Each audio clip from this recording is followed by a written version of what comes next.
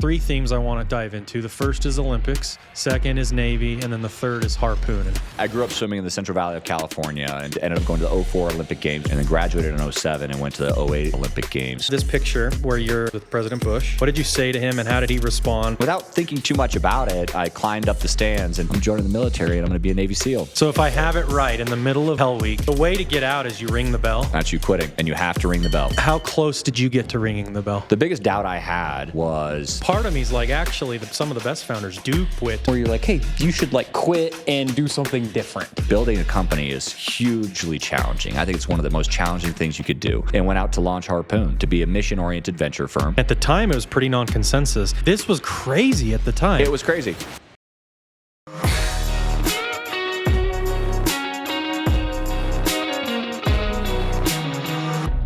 We zoom back 10 years, Larsen. I show up to this job that I had cold emailed my way into with Mark Cranny at Andreessen Horowitz. And I walk into Andreessen Horowitz's office as their newest intern, not knowing what to expect.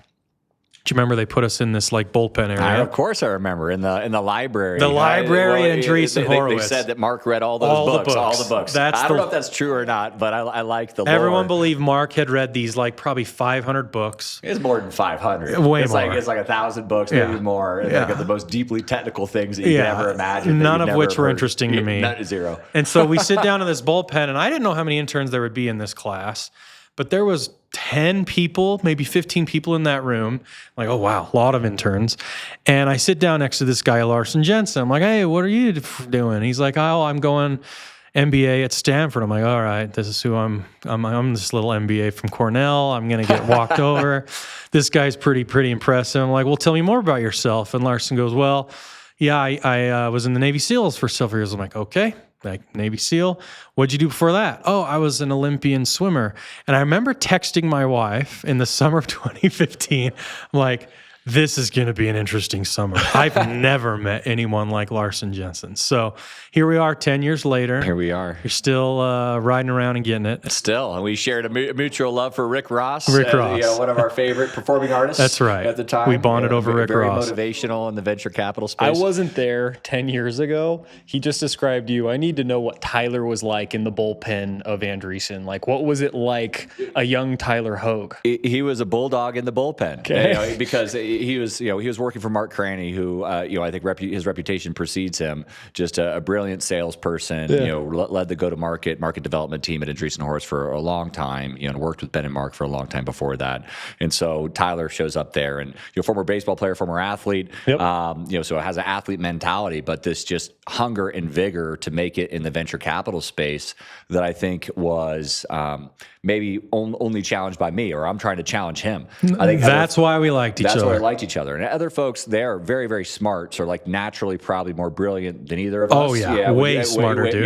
John Merconic. Do you remember these guys? Yeah, brilliant. Like, crazy guys, like, maybe not literally crazy investors, very, very smart, already been investing in software and stuff for many years, great returns, or these brilliant savant kids who are in there. And you got a couple jocks, maybe, right? Barely jocks. Barely jocks. And so it was remarkable. And so I was so impressed by Tyler at that stage, and, went over to his place, met his wife and kids. We didn't have kids at the time. But a consummate family man and just a great guy, but with hustle to beat down any door to accomplish success. And so it's been a pleasure knowing him for this long. If you guys were talking about, you had a contest to see who could get the biggest name to reply. It wasn't official, but kind of. Because I would start with, I think, I'm showing these guys a couple of cold emails that I'm getting responses to.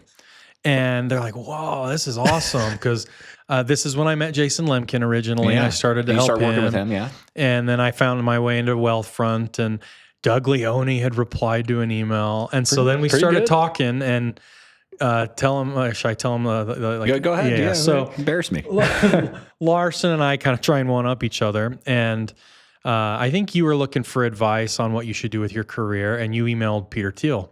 So he shows up one day. He's like, "Oh, Peter replied, and didn't you go have dinner with him? Like private dinner, breakfast? Yeah. One of those like legendary breakfasts. Yes, because he's famous for inviting people or to over. dinner. He's like they like always leave an open table or an open seat at his table. Yeah, What was your breakfast. message to him? Why'd you reach out to him? And then we'll get into more of your Well, bio. obviously at the time I was breaking into venture and trying to find a place for myself in the technology industry. And so similar reason to why we were interning at Andreessen Horowitz, what better way to learn from the best and to see how this industry works and see what the future provides for us.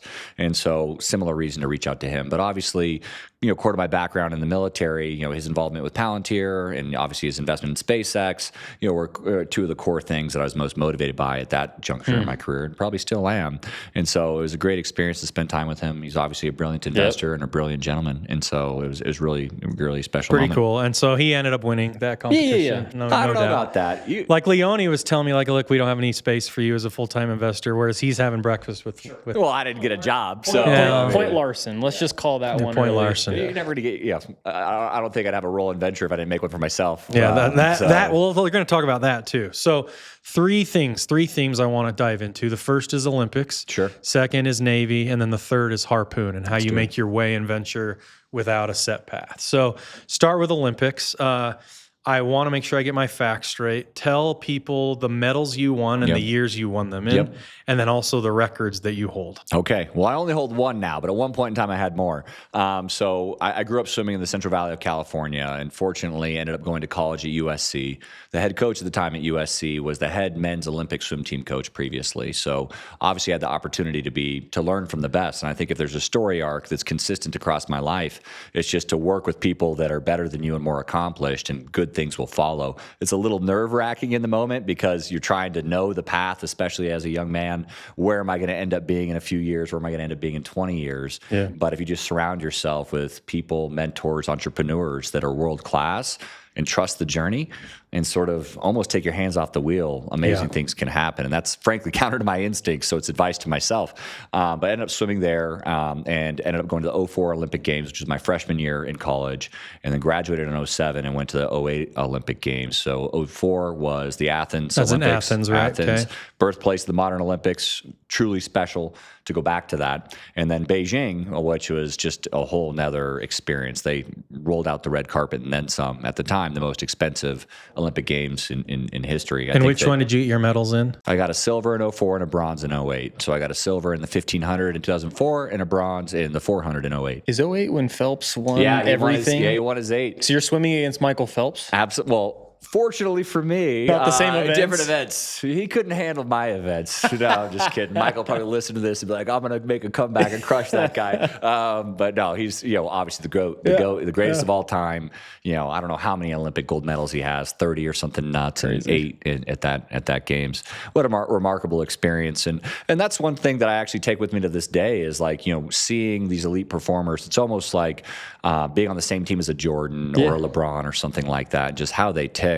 It's really unique. Like in his mind, there was no other option authentically other than winning 8 gold medals. So you got to know him pretty well. Yeah, you guys absolutely. Are like, okay. I mean, throughout this whole time frame, not only were we like the same age, he's 40, 41 right now, or he's like 40 right now. I turned 40 in a couple of weeks. We're on national teams, and so you go on an international trip every single summer together. You like room together. You stay in the same hotel. You go, swim together. After the competition's over, you go out. You go out together. So we were all buddies back then. What's the record you hold still? Did you say that I still already? hold the 400 meter American record. And what's your time? 342 something is in there. It's sort of crazy because like You know it exactly. it's low 342. Okay. I don't know exactly, but at the time, it's like, your time to the 100th of a second. Is that surprising to you that no American has broken that Yeah, yet? dude, it's very surprising to me, actually, especially because like the guys I swam with day in and day out with at USC, some of them won the gold medals and beat me. It's something I actually really miss in business now is like this, this sportsmanship that we had in the swimming pool. And it's something I've thought a lot about, or just like in any sports, like the grace in winning or the grace in defeat and, being humble in your victories. I swam day in and day out with my staunchest competitors one of which beat me for a gold medal. Like, beat me. I beat him in other races, thankfully, but he won, and I'm genuinely so happy for him because I can only control my own performance. I can't control his. But there's no honor in competing against somebody and winning when they're not at their best, right? Yeah. It's just like, it's sort of like a shallow gold medal. So there almost should be an asterisk on it. Like, everybody who's a competitor wants to beat the other team when they're at their best. You have this post where you would say, I think you swam 60 miles a week. Yeah. Talk like how much did you sacrifice for swimming? How many hours a week? To say everything is an overstatement, and it's always, in my case, it's definitely been worth it. But even in my high school days, I had a very limited social life, partially because I'm in the pool at 5 o'clock in the morning, and that's before school. Finish at 7, into high school, finish school, practice again at 3 or 5 p.m. Home, have dinner. Lather, rinse, repeat, as they say. You're doing that every 7 days a week, 5 days a week, like that. One practice on Saturday, and then Sundays off. And so by that time, you're just sort of tired. So a lot of the high school kids, as they get to junior, senior year, will maybe start going out and staying out a little bit later or something like that, going to the movies. And I'm just like, well, I got my craft. I'm going to hone my craft. And even thinking about, my wife was actually telling me an embarrassing story about myself that we were talking to the kids about in terms of just like that level of getting back on the horse and having that discipline. And when I was studying to go to grad school, my GMAT scores initially were just terrible. Yeah. And I just went back to like that skill or habit that I learned in swimming.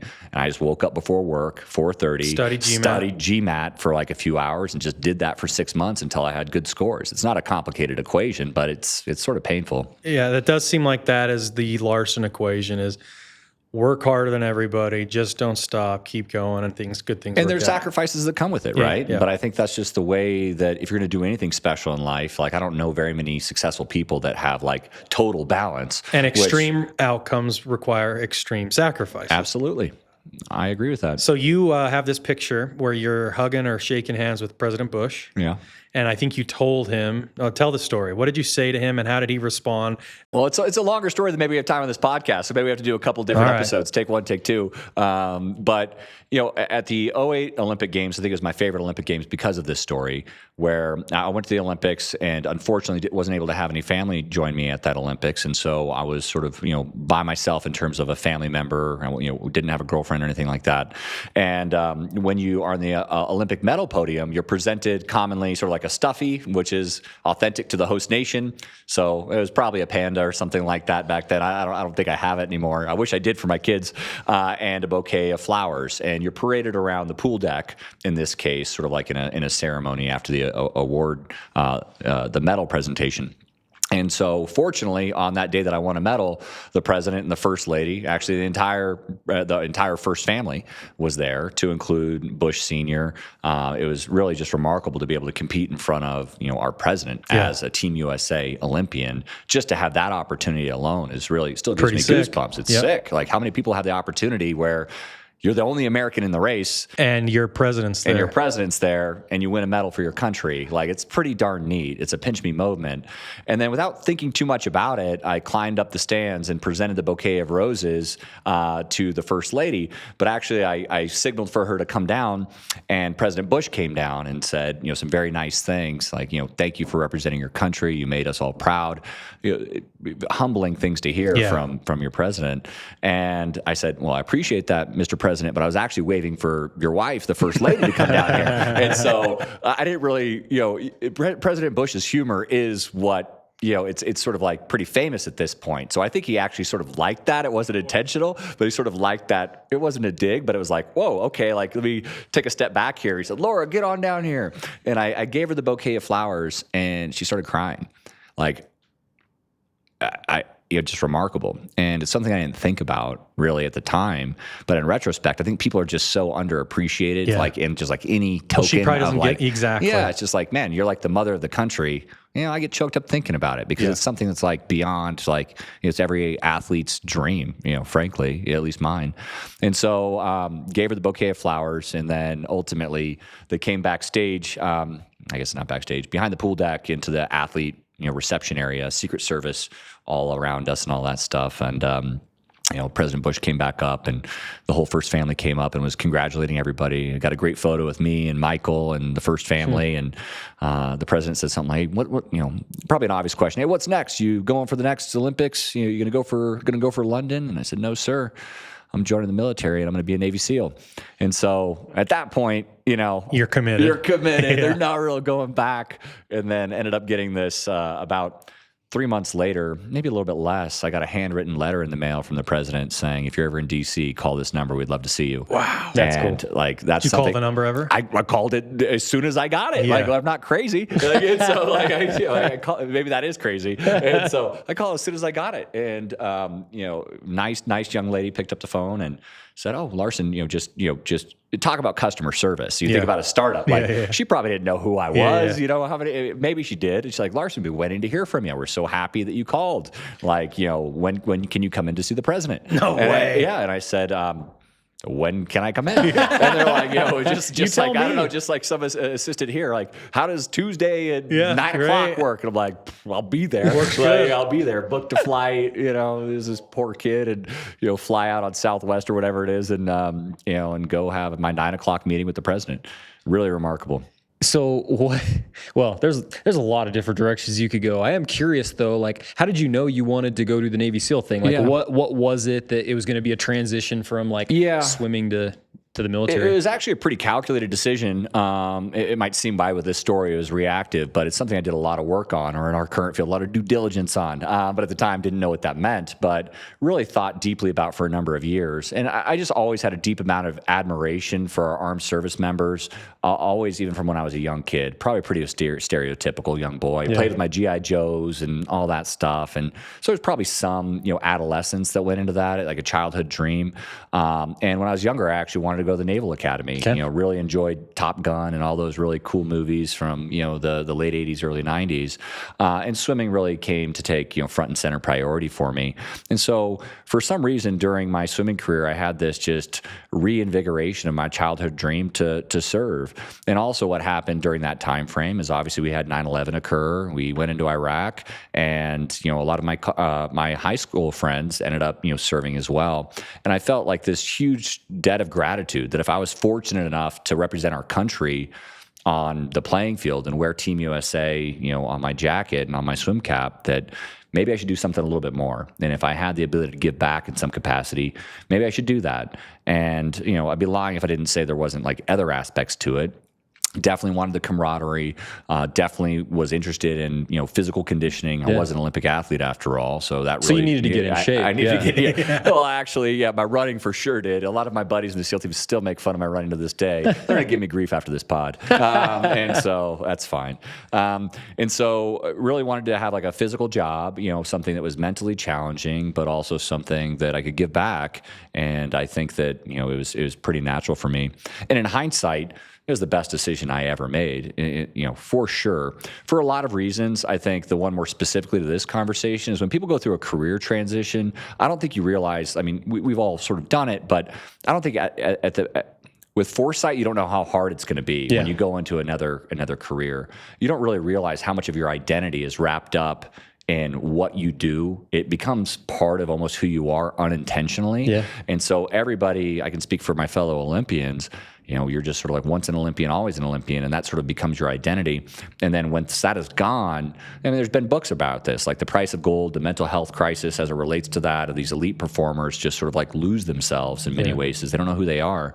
And so for me, it was sort of obvious. I had this built-in on-ramp of going into the Navy, the structured environment, tremendously humbling because you start off like, I don't know, any of these movies where the drill instructor is like, treating you like they build you back up. Well, when you're like, excuse me, I just had breakfast with the president. Yeah, they know. Yeah, totally. And I'm doing my best to not let that leak out because you know what's going to happen.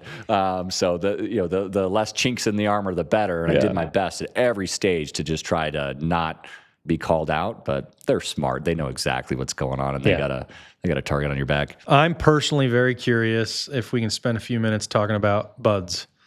How hard was it? What was the worst part of? And BUDS, for those who aren't familiar, is it basic underwater diving school? Basic underwater demolitions / SEAL training. So the military needs a lot of acronyms. It's effectively basic SEAL training, but it has its heritage. So this is in San Diego, right? Yeah, in Coronado, California. How hard is it? And how many people fail it? It's hard, man. Like, for sure. I mean, it doesn't have the reputation. We're talking about an Olympian. Yeah, medalist. it's hard. Yeah. It was still hard for you? Of course it was hard. It's hard for everybody. And there's things you can do to set yourself up for success. Obviously, you got to be in shape. You got to be, mentally fit as well. It's extremely hard, and it has the reputation for being the hardest military training in the world. And for context, how many people quit or get cut? I think our class started with over 200. I'm going to get this slightly wrong, but like 225, 230 all show up. That's a lot of people, right? Yep. Going from the chow hall to, doing push-ups all together and all this stuff. It's a lot of people. And we finished Hell Week with somewhere around the order of 42. Okay. So, crazy. Yeah, about a quarter of the people traditionally make it through. And interestingly, it's the ones that are the most obnoxious about their confidence of making it through are the first to quit. Really? It's a really interesting dynamic. What do you make of that? It's sort of hard to interpret because everyone sort of has this perception that like the really muscle guy, maybe some tattoos, appears sort of like a hardcore biker guy or something like that is the one that's going to make it through. And actually, I don't know what the average weight of the guys making it through, but probably smaller guys, sub 6 foot, or just tough 175, like sub 6 foot. Yeah, sub 6 foot, like 175, maybe like 5'10", 175, 180 when you finish Hell Week. And so he said be good, man. He said 5'10". Yeah. Put your heels on. You can make it. I need my Kim Jong-un shoes. Yeah, get those on. No, you're on DeSantis still. He would get you some DeSantis shoes. Yeah, man. So it's extremely hard, and I think for me, obviously coming out of elite athletics, I think athletes do a good job generally. I don't think it's because they're necessarily physically in shape. I think it's mental. We all work, or most of us had hardcore coaches. Your baseball coaches back then were probably some of them, yep, some crazy dudes, who didn't let you. And they're not that in a bad way. They're that way because they want the best out of you, right? Yeah. They're helping you to be, grow up to be a man. So if I have it right, in the middle of Hell Week, or I guess the whole training, the way to get out is you ring the bell. Absolutely. That's you quitting. That's you quitting, and you have to ring the bell. How close did you get to ringing the bell? Not close at all. Never. The biggest doubt I had was before it starts. Because once you start, you're in. But there's a lot of people that quit on the first day, second day. But as they say, and I think is characteristic, at least with my psychology, anticipation is worse than the actual event. 100 times out of 100 for me. Yeah. So but it was never an option for you. Your mind plays tricks on you. So the most nervous I was, and the most doubt I had, was literally in the couple hours before it started. And I think that's just me. I can't speak for everybody, but I think it's probably pretty common is the anxiety of something because of the unknown. Yeah, it's really hard to step into. And now in venture, dude, in a completely different level, like in a different way, the anxiety of the unknown. There's so many, is this company going to make it? You wrap your whole, it's almost like a child in many ways, the companies you invest in, but statistically most don't. Are there any lessons you can draw on the don't quit thing that apply to startups? Because part of me is actually some of the best founders do quit on something. Sure. Maybe they pivot to something else. Yeah. What lessons do you draw from not quitting in startups? Do you see some founders you've invested in that you feel like have just rung the bell too early? Or I've seen both ends of the spectrum. I've seen guys that I think should quit, and I have seen guys that don't quit. But I think what's interesting about this is it's pretty linear in SEAL training. If you just don't quit and you stick around and you have adequate performance, which is still high performance, but if you do that, you're not going to they won't kick you out. If you do something bad, unethical, or you're a criminal, sure, you get kicked out. But the difference is it's not there's a different career path or a different option. There's no exercise in futility there because just persisting. It's pass fail. Yeah, it's pass fail. And so there's not multiple paths. Right. There's a singular path. Binary. Yeah. And it's very different in the startup world, right? Where at some point there's infinite paths. There's infinite paths, man. How do you predict them all, right? Who would have predicted? And how maybe do you know because which you're one smarter to than me. The optimize AI for? wave 100%. that came, right? if I was Nostradamus, I'd predicted that and like ran that whole thing. But like it's just the future's uncertain and you don't know what's going to happen totally. And so the founders and the people that you work with are really the most dynamic ones that know how to adjust little micro adjustments every single day, and maybe macro adjustments if the situation calls for it. If the financial markets tank like they sort of did a few years ago, if COVID hits, maybe you're an HR business or something like that and nobody's hiring anymore. If you're, go forward, now we're a SaaS business and now generative AI has rendered your product obsolete. Well, you could just not quit, but in the face of certain odds, not uncertain odds, certain odds. And so I think that just that flexibility is something that's extremely important, but that mentality, that never say die mentality is extremely important, but layer on that pliability to say, infinite paths, never say die. Infinite paths, never say die. I'd love to hear an example, because I think this is something that people who like care about this podcast would value.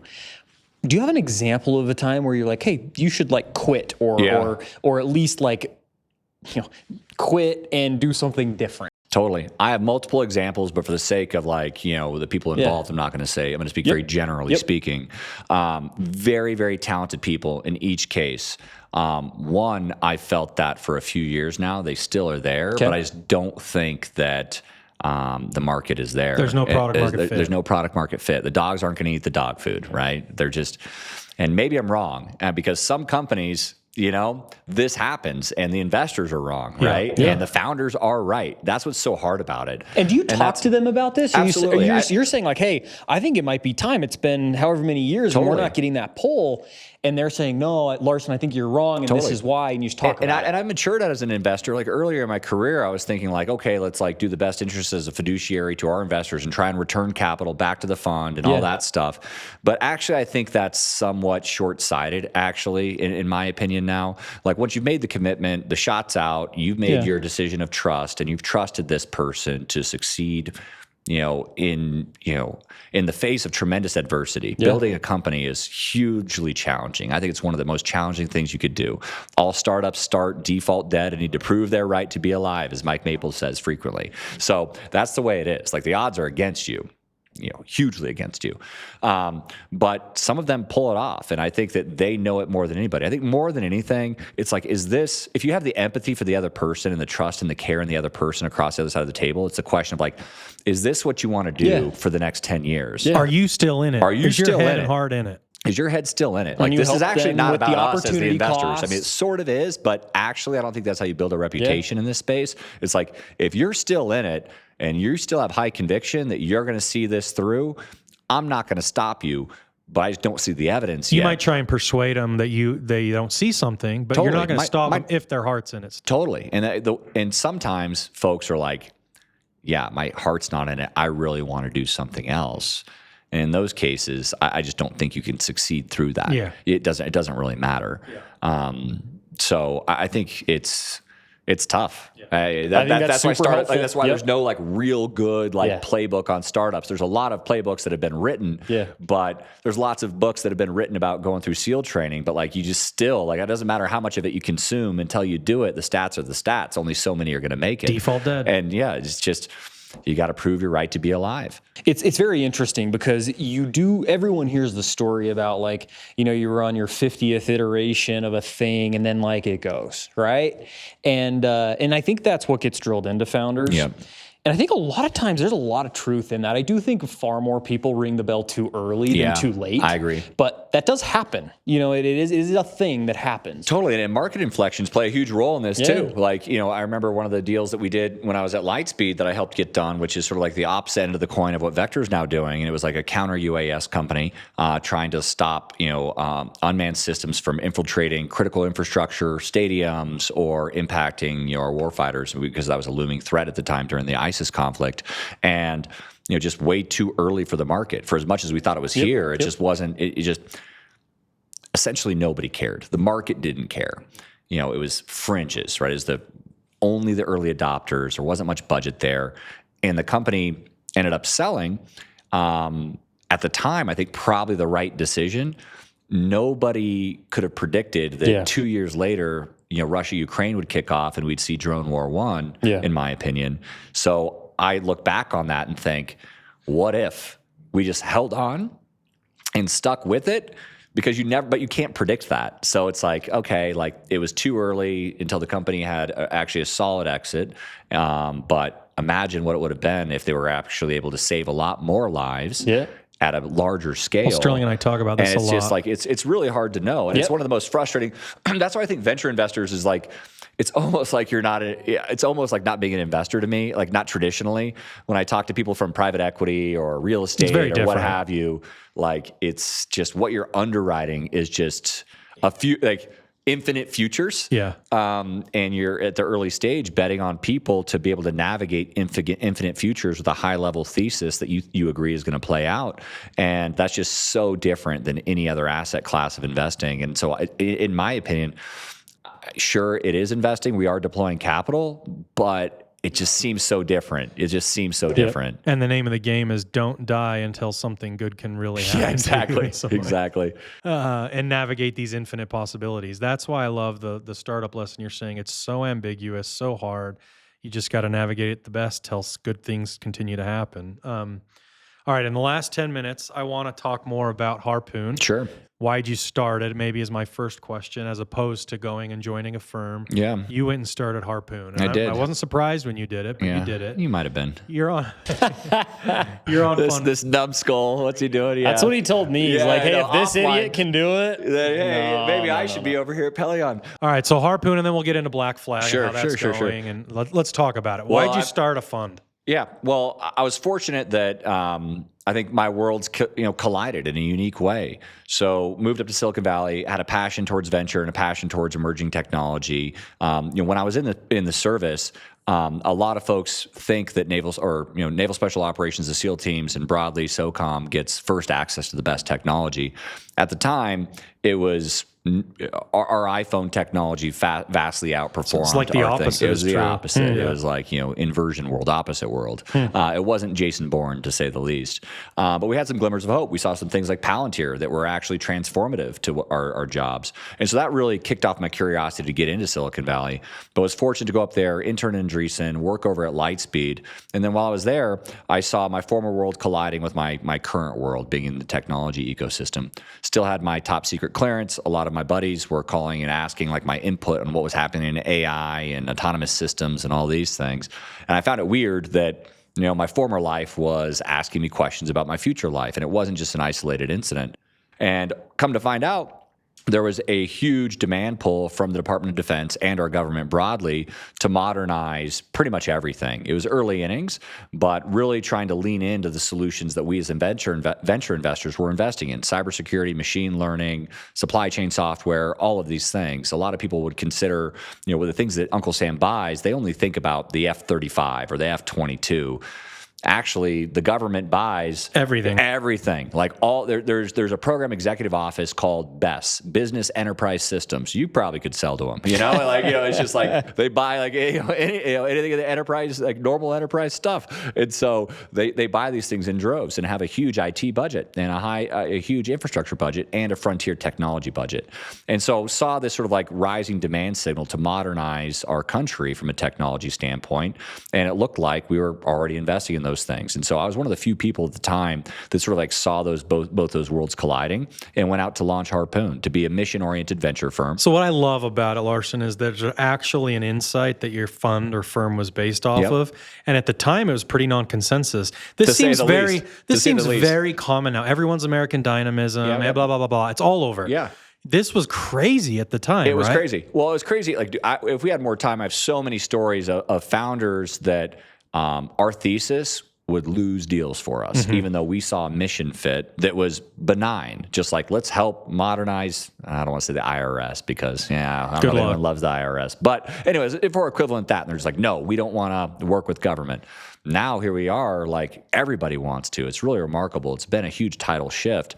But also even the companies that we did invest in, some of them were operating sort of like in stealth mode in terms of their product operating with government customers because of a fear of a Google-like walkout that happened at the time and losing a bunch of their engineers. Because we lived in a different world then. And so it was really remarkable and actually, a pretty the appropriate level of challenging, I think, in the early days.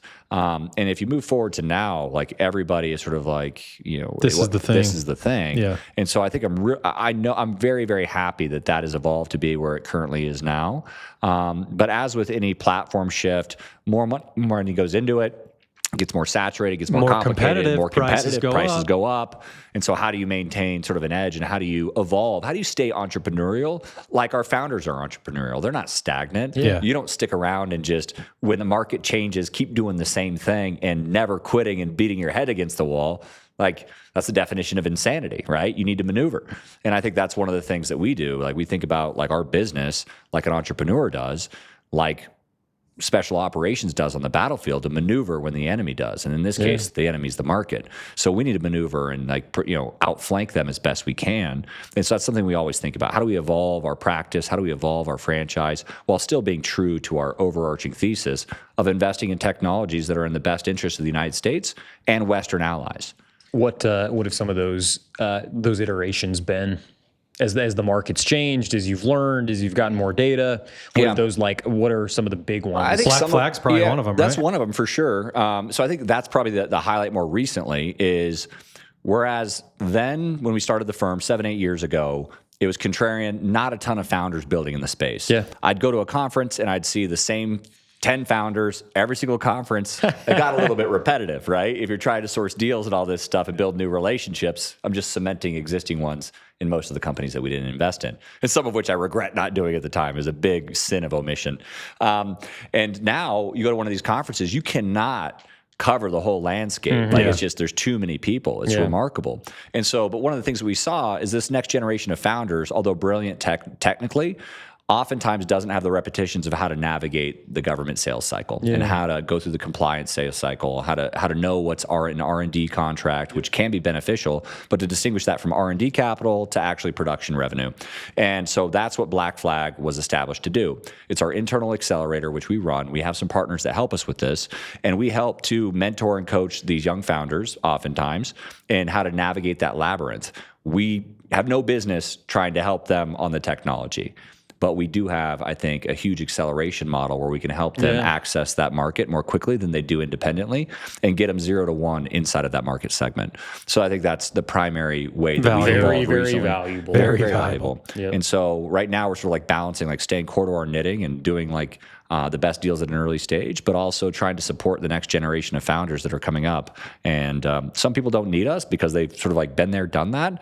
But I still think we can accelerate it, because startup teams are only so big when they start. And so you sort of get a augment force. We'd be like an augmentee to their existing team for some period of time. So for the founders who are listening to this and they're wondering whether they should pitch Harpoon or apply to Black Flag, are there certain things that you want? Or like, is it hardware only, software, both, AI, anything in the national defense? Like, what's the brand that you would want broadly to make sure? Anything in the national interest, which is extremely, it's pretty much anything that's on the enterprise side of the house or deep technology side of the house. So whether it's space, autonomous systems, drones, cybersecurity, AI systems. I mean, you probably know that Anthropic got a $200 million deal with the Department of Defense. So did OpenAI. Like, nobody thinks about those things as being sort of like defense companies, but or they're government. very much the national interest. They're very so they much should the be national Harpoon interest. companies. They should those be types. those types of things. And so the next generation cybersecurity company, all those things are things that are applicable to us, and we're excited about helping to nurture and become hopefully really large category defining businesses. All right, to wrap up, we got a couple questions we ask everybody. I don't know if you've probably seen this on some of the episodes. One is, who's the investor you admire most? And why is it Peter Thiel? I would say Mark Andreessen. We had a few people say Mark. Didn't Henry Ward say it? Well, anyway. I think a lot of reasons. I think there's been no other firm that everybody follows. They win the mind share. And it's not just on the traditional way of like, hey, we win the deal. No. It's like they move the market. They've redefined the venture market. And you've gotten to know Mark fairly well, Yeah, right? I think so. Yeah, him and the firm helped you start Harpoon. Absolutely. Yeah. We wouldn't be here without him. So I sort of owe him the courtesy. But he deserves it too. But he deserves it. Like, he deserves it. Like, it's just remarkable what they've done. No other firm has moved the market like they have. All right, I'll do the second one, and then Sterling will do the last. Who's your favorite operator? Could be a founder or an executive. Who do you admire the most? John Gedmark at Astranis. Who? John Gedmark at Astronis. I don't know him. You don't know John? No. I'd say either John or Gorub over at Solugen. But why'd you pick John? Because space is really hard, bro. Oh, this is Astronis. This is a portfolio company. It Yes. is. Okay, got it. And so, like, obviously, I admire like all the founders we have. Yep. But like space, The final frontier. dude, man, yeah, man, it's like Star Trek. Like, it's extremely hard. Yeah. And so, like, people that are building hard tech terrestrially, that's already hard, man. Yeah. But now, not only are they building space tech, like, they're not doing it in LEO, where there's like, pretty permissive radiation environment. They're doing it from geostationary orbit. Wow. And so it's just like the amount of complexities that you have to do, like it's just remarkable. And so you could throw a whole bunch of other founders into the mix there, and I admire all of them. Tremendous courage, tremendous brilliance across all of these folks. But if it's hard on Earth, it's like, I don't know, space. it's like way harder in space. And so I like it. I'm sort of, maybe I'm showing my hand here. I'm a sort of a glutton for punishment. Who's signed up for the hardest insane thing? And he sort of has. Last question is just kind of what makes you the way you are. We got to cover a lot of ground today, but what makes you tick? And as you've thought about your formative years and how you grew up, like what is it that makes you the way you are? I guess I have this deep sense of that I've never done enough.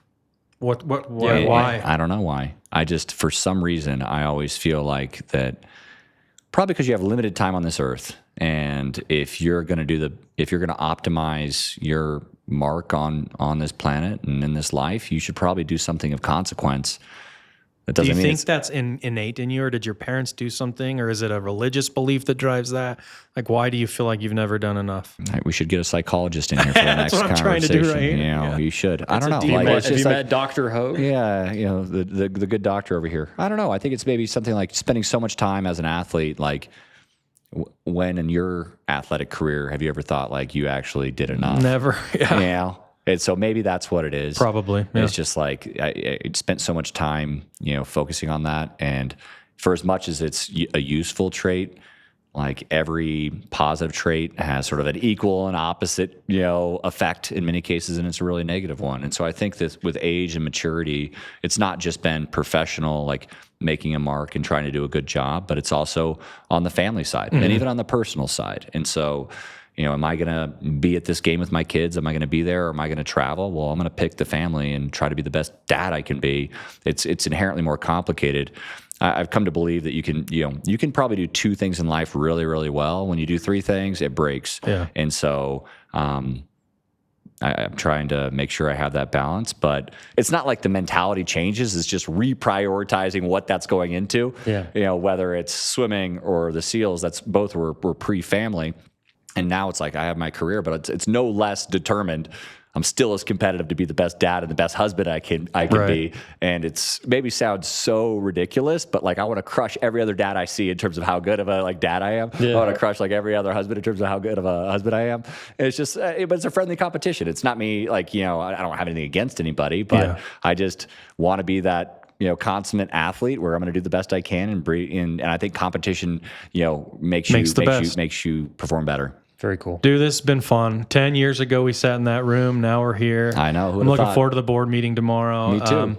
Every founder that is interested in Harpoon should definitely reach out to Larsen. This guy would be a guy you want on your cap table. And thanks for joining, man. Well, thank you. I feel the same way about you guys.